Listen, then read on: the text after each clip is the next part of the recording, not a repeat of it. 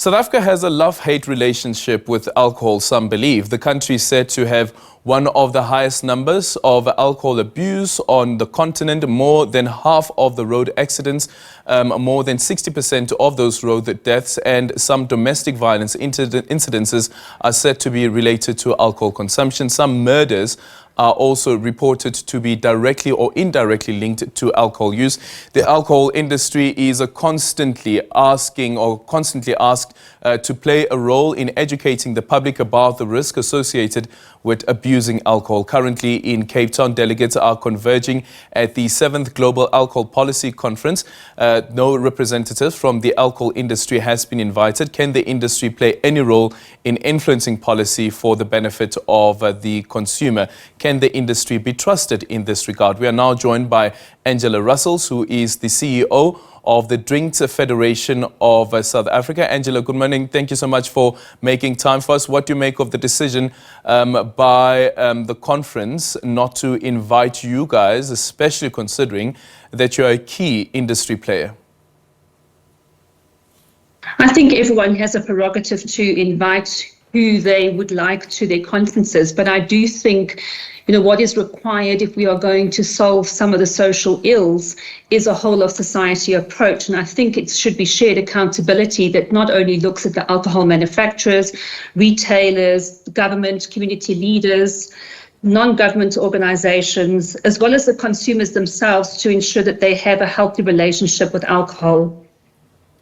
What would your contribution have been if you were invited to this conference? I think what is important for us is that policy is very important. I think creating a culture of sustainable, responsible drinking requires interventions, policies, procedures, regulation, innovation, and engagement. And I think it's that engagement part that is important. We do know that we know that we have, for example, issues with underage drinking. I think increasing the limited drinking age to 21, when we have a problem with enforcement, requires more discussions.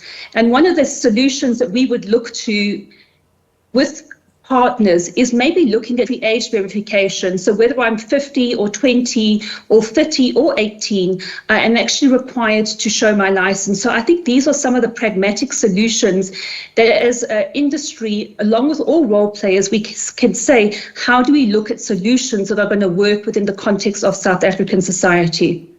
Does this mean that the industry is saying no to increasing the age limit? I think what we're looking at doing is ensuring that what the regulations that we have, we know that there's currently an enforcement issue. And I think ensuring that we are able to enforce the legislation we have, we're looking at solutions that can look at that. I think, looking at the age limit increasing is a discussion for a different day. But I think what we're looking for is solutions. How can we solve this problem? Because we do know underage drinking is an issue. And it's such a broad issue that looks at psychosocial, socio-cultural, socio-economic issues.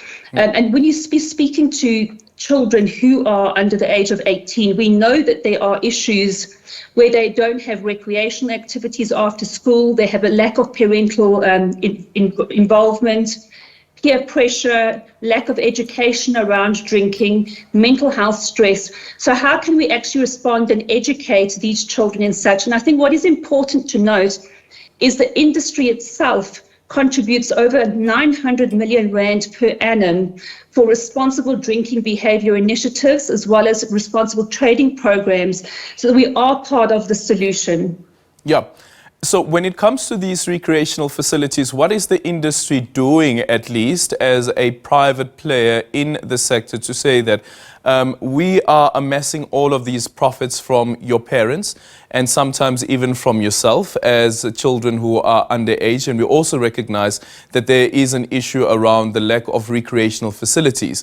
Here is our contribution towards building some of these recreational facilities outside of the campaigns regarding the campaigns around educating around the abuse of alcohol, and also ensuring that you adhere to the restrictions that are in place place, that have been put in place by the bylaws as well as the national regulations of the country? So we have an organisation called aware.org that is responsible for behavioural education. Part of what they do is provide extra mural activities in certain areas through non-profit organisations. I think, looking at the various programs that the industry does, it varies. It doesn't just only include after-school activities, but also, I think, a larger educational portion, which is important to make children aware that alcohol is something that should not be consumed by them. Yeah. Just a quick final one as we wrap up. Some time ago, I was speaking to the Minister, the Deputy Minister of Social Development. One of the issues that she raised was pregnant women who drink. And of course, we know what legislation says around that. But do you think that it should be a criminalized act if a mother who is pregnant is found to be consuming alcohol, and also that the person who sold her the alcohol should also be held criminally liable? I think that's a difficult question for me to answer. I think pregnant women are educated that they should not drink. And I know we do have a high incidence of fetal alcohol spectrum disorder. But I think ultimately we need to educate women to make good choices during their pregnancies. There are programs in place for pregnant women within areas where we know that there are issues with fetal alcohol spectrum disorder. I think, I will leave the legislative parts to the lawyers. That is not my area of expertise. But I think definitely driving education to women in antenatal clinics is very important, so that they know that absolutely they should not be drinking during pregnancy because it can harm their unborn child.